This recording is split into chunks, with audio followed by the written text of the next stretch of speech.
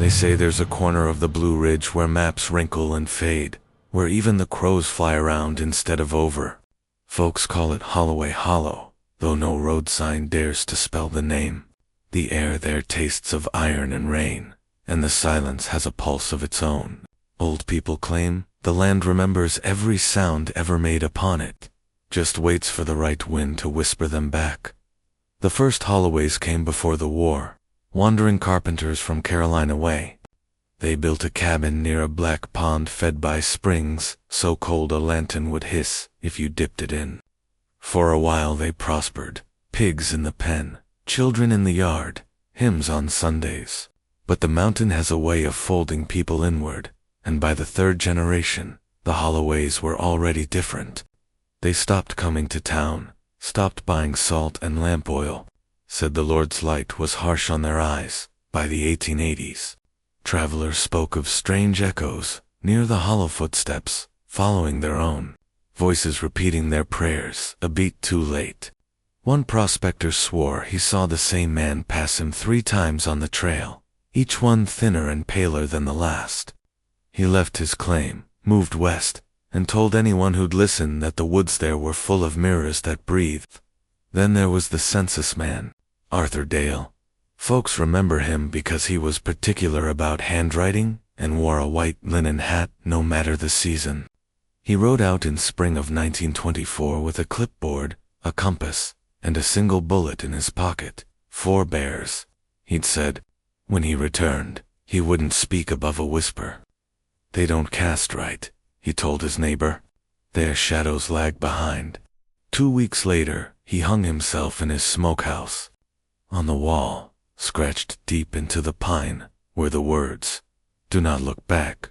No one went near the place after that, not until the road survey of '72. A contractor out of Charleston sent a small crew to mark new boundaries for a highway that never got built. One of them, Carl Whitman, was a radio man, proud of his gadgets. He kept notes on everything, even the shape of clouds. His logbook still sits in the Clay County archive. Pages wrinkled but legible. The first entry from that week reads, "Camped by an unnamed pond. Trees lean east, though wind is west. Sound carries strangely echo, comes from ground." The next day's entry is shorter. Found house. Windows boarded from inside. Saw reflection in pond that did not match movement.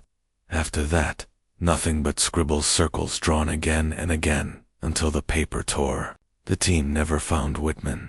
They did find his camp, boots by the fire pit, coffee still in the tin. His compass needle spun without pause. When the sun hit it, the glass flashed like an eye.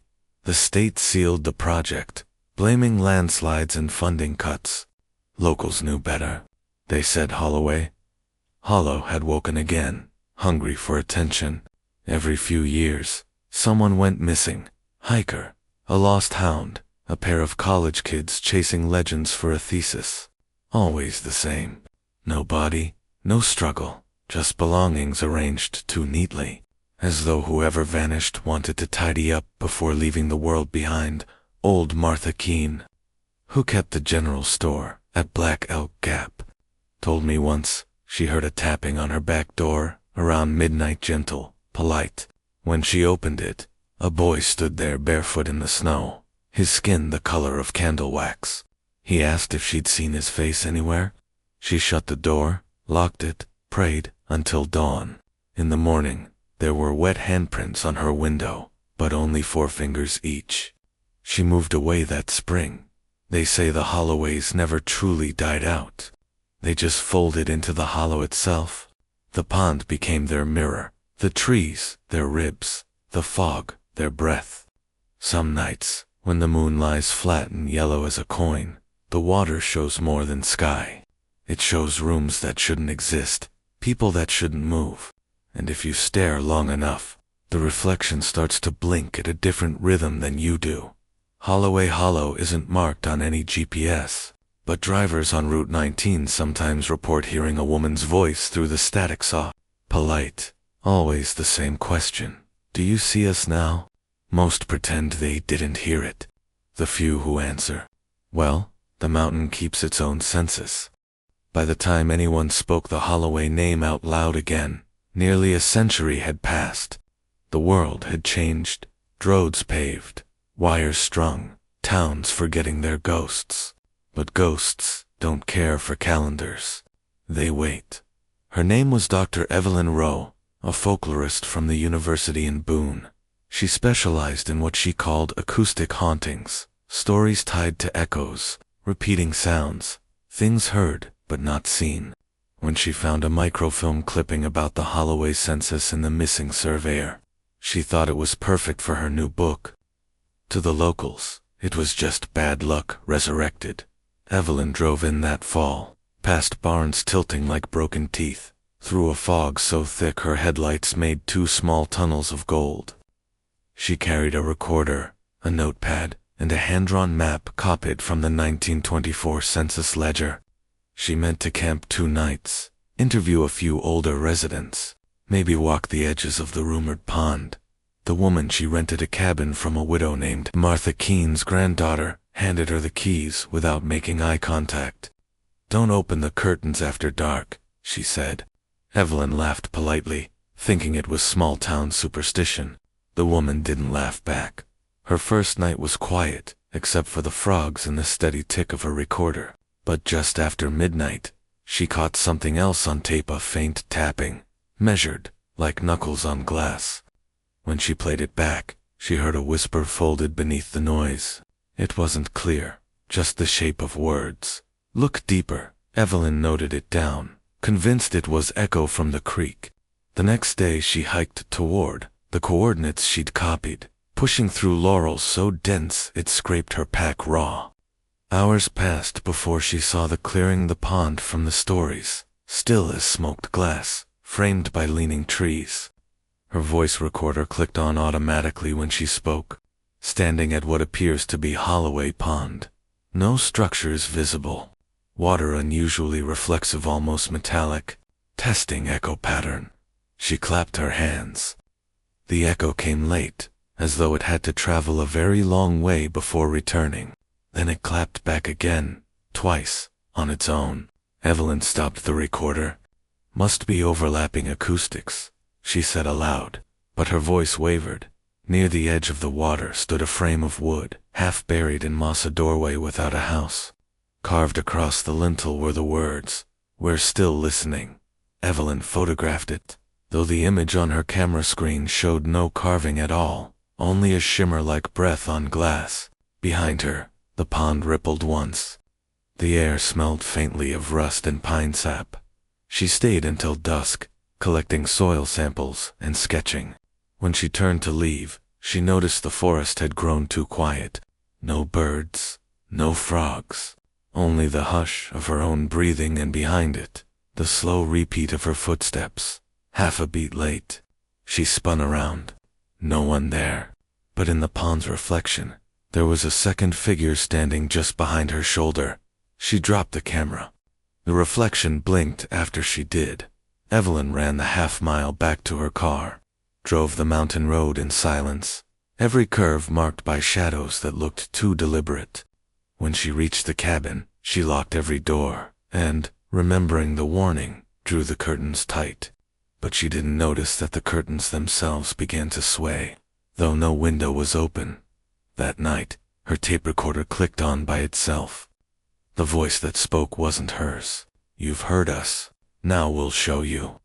In the morning, Evelyn was gone. The chair she'd been riding in faced the window, curtains parted just enough for light to leak in. Her notebook lay open to a single line. "The echo learns your shape." The local sheriff wrote it off as a disappearance, maybe a fall into the gorge. The widow's granddaughter refused to enter the cabin again. It was torn down the next spring, though the demolition crew reported seeing their own silhouettes move before they did. The recordings, Evelyn made 3 of them, were found in her rental car. When played, they sound ordinary for the first 30 seconds. Boots in mud, breath, water, lapping. Then her voice cuts out, replaced by a man's. It says her name, slowly, the way someone might test a forgotten word. At the end, a faint laugh trails off, echoing again and again, until the tape runs blank. No one knows whose laugh it is. Some say it's hers, changed by the hollow that heard it too many times. For a long time, nobody spoke of Dr. Rowe. The sheriff's report gathered dust. The town went on with its seasons, but mountains don't forget, and neither do the things that live inside them. By winter, new sounds had begun to creep through the ridges. Near Holloway, hollow strange radio chatter. Fragments of a woman's voice repeating numbers that matched the old census years. At night, the signal was strongest. Old transistor sets would hum to life on their own, whispering through static. 1, 2, 3, 4, 5. We remember you. That's when Tom Mercer, a volunteer ranger, decided to check the area. He was no believer in haunting.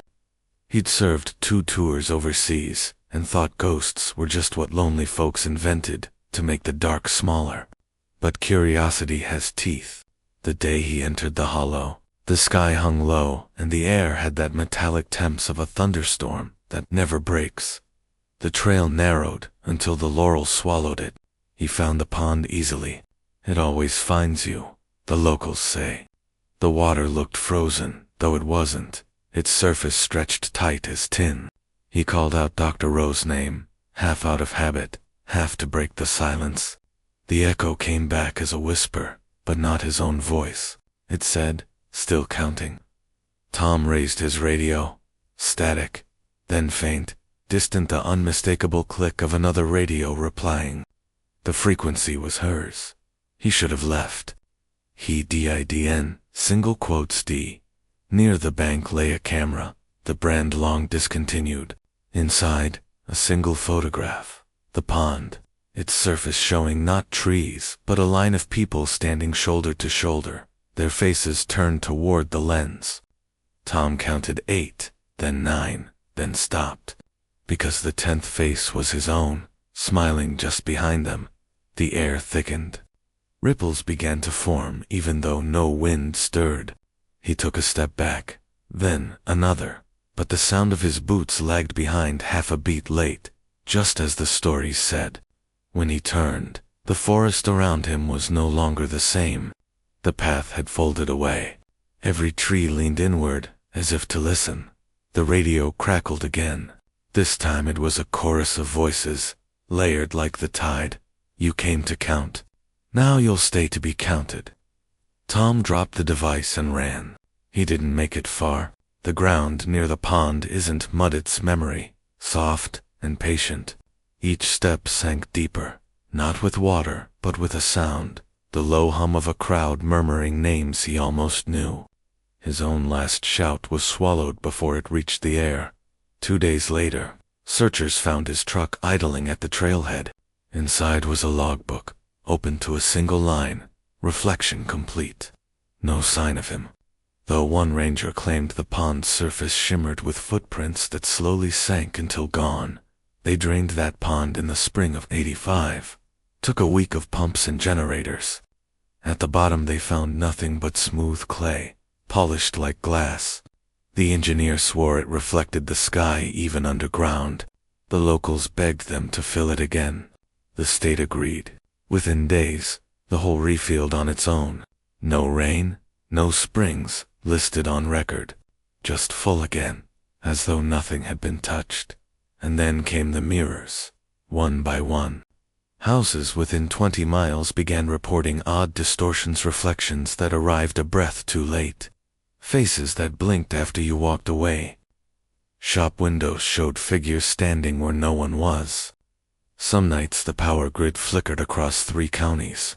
Lights pulsing in rhythm to that same old number sequence whispered through the static. 1, 2, 3, 4, 5. The folklore says the Holloway line never ended. It multiplied. Every reflection in the region carries a sliver of itten, echo learning new shapes, new names. They say, if you catch your own reflection, hesitating, if the glass seems to wait before following, don't break it. Don't look closer. Just walk away and don't answer if it calls, because once it counts you, it doesn't stop, and sometimes, late at night, when the mountains hold their breath, The radios still hum. A woman's voice, faint but clear, listing the names of those who tried to measure the hollow, always ending with one word, spoken tenderly, almost kindly. Next. Asterisk, if you're still hearing the counting, don't be alarmed. That means the Holloways noticed you. But before you turn off the light, ask yourself, how many times have you seen your reflection move just a little too slow? Because in these mountains, not every echo fades. Some. Keep listening. If you think the Holloway story was disturbing, just wait until you hear what came next. The one locals won't even name out loud. Hit that subscribe before the reflection stops counting. And comment, I heard the echo, so we'll know you made it out of this story. The next legend drops soon. You'll want to keep your mirrors covered for that one.